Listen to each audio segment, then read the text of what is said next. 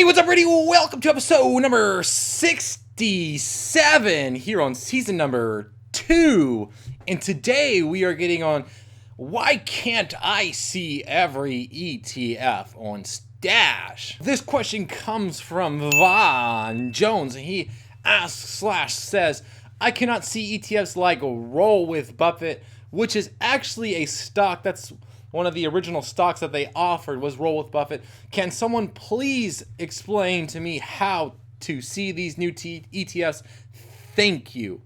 You're welcome. These videos are meant for educational purposes only and not meant to be taken as financial advice. You are responsible for your assets and to protect them, so always do your own research. And I am no way affiliated with Stash or sponsored by Stash, so this is my personal opinion and this is how you go about changing it. It's not that Stash recommends doing this. This is just how you would go about setting that up. Let's go ahead and get into it. So most of you, this may come as a surprise and you might actually be like, what? There's more ETFs than what I'm actually seeing. And that's the way that I felt when I originally set up my account and found out that there was other ETFs as well. I was like, what the heck? I was lied to this whole time. Where are the other ETFs? I want to see them. Not that I want to invest into them. I just want to see them. So there are more ETFs that are offered, and probably the reason why you cannot see them is because you got listed as a conservative or a moderate investor by the suitability questions that Stash asked when you went to set up your account. This is rightfully so. Based upon those 5 questions, they have to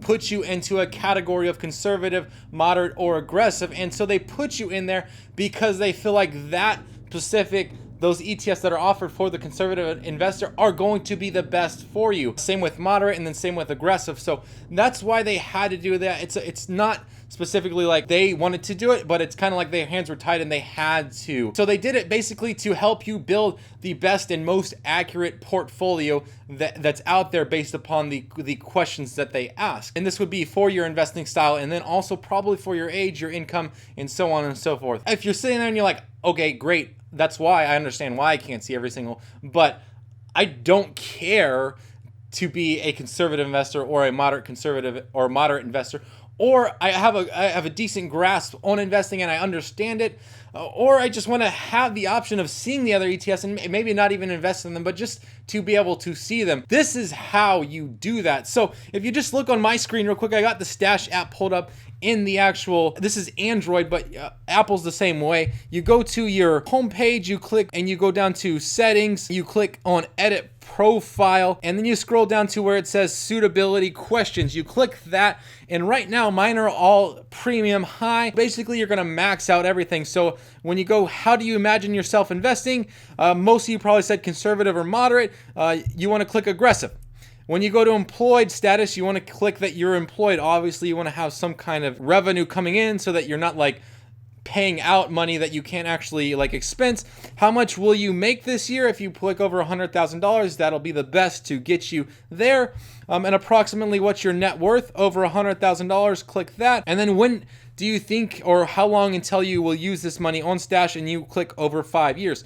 And then the most important part, and this is the most important part, is to click the save button up in the corner. If you click that, your profile will be updated, and then you need to cancel out of the account, log back in through Stash Invest, and boom, everything should be listed on there. We will go ahead and discover more investments, and you should be able to see everything that's on there. So that's how you go about changing that. However, this is done at your own risk. Stash does not recommend it. I personally don't see it as adding more value. However, I do understand that we don't like to be limited as people, and so maybe that's why you want to see the other investments. But remember, this is done at your own risk. So if you have any questions about like maybe it didn't work or something like that, feel free to comment down below and I will try my best to help you out in the comments. But we will leave it right there. Let's go ahead and dive into the question of the day, which is, where's your go-to restaurant for amazing food? For me, there was a restaurant called Plumeria that was like a Thai.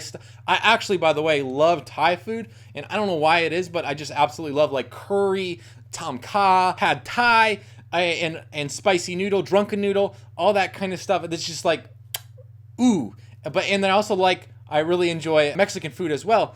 But the restaurant that like really takes the cake for me is this place called Veganic. It's a vegan restaurant. Obviously, I'm vegan, so I'm not going to go to a regular Thai restaurant that serves a lot of meat product. But I do go to this restaurant. It's called Veganic, and they have like the best tom kha soup ever. And then they have this other thing called like a cow soy. It's like a noodle soup with like curry in there. Oh my gosh, it's literally the best. And my wife absolutely loves the place too. So it's like a 2-for-1. It's like, hey babe, you want to go to this place that I really enjoy? And she's like, yeah, like let's go to the place that I really enjoy too. And I'm like, great, like we're going to the same place then. And so that's what I really enjoy about that. That's my go-to restaurant. I got way too excited. Sorry, food just makes me kind of happy. Anyways, like I was saying, if you have any questions regarding Stash, Acorns, Robinhood, as well as general investing advice, business, Etsy coaching, post those questions down below. Don't forget to subscribe up here right around Nick Foles' head and check out my Stash Recap February edition. Check out this video right here. And as always, thank you for watching. I really appreciate it.